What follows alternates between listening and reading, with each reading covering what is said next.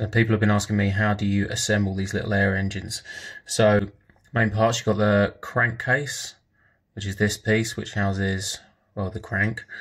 This part here, which is the cylinder, which looks slightly different because it's an early prototype.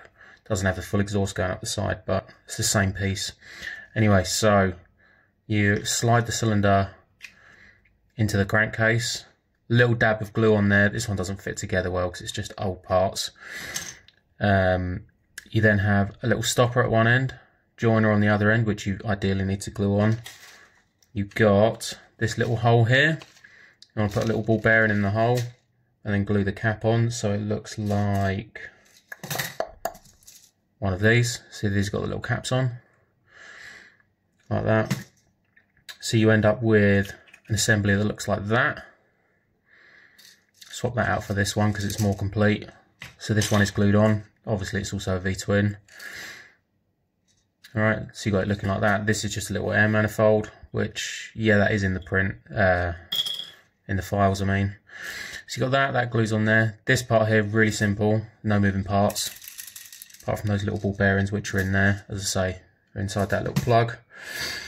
And then you've got the cranks, which are these little things. So, get one of these, push a ball bearing onto the back, so it looks like that.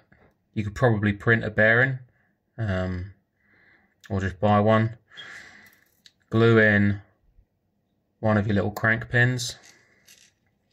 So then you're left with something that looks like this. Pop in the pistons, so you've got one here. The little noggin bit goes towards the, that goes towards the ball bearing side. So you push it in like that. And this one, they do fit in together, but it is quite difficult to do. Something like, I'll make a right fuck up of it now. I think one's got to go in first, to be honest. I think that one, yeah, towards the little noggin. And that one, that way.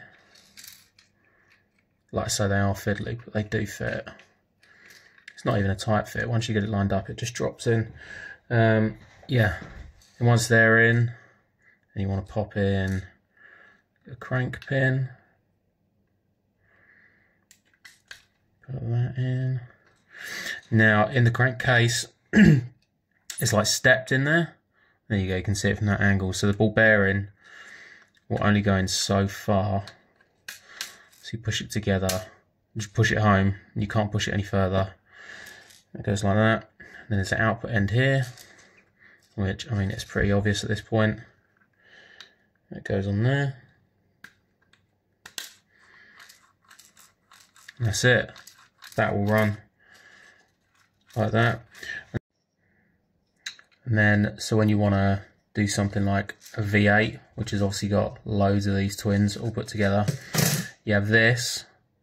Now, the back of that one's rounded, but the back of it should have that little square inside it, right? So in this, you have that little square, and then there's like some little indexed square pieces that fit in the back, which are at different angles depending on what configuration you want. So what you would do is, have I got one? I've got another broken one. So you'd end up with this in the back. Push that in there. As I say, that would have, again, a little square, not a broken round piece. The broken round pieces are obviously the little joiners where they've failed this time. But yes, you'd have that. Glue a joiner in that end, get this end, put them together. Little pins fit in nicely. It's a pretty tight fit, to be honest. And then obviously from there, you'd have your next part of your engine like that.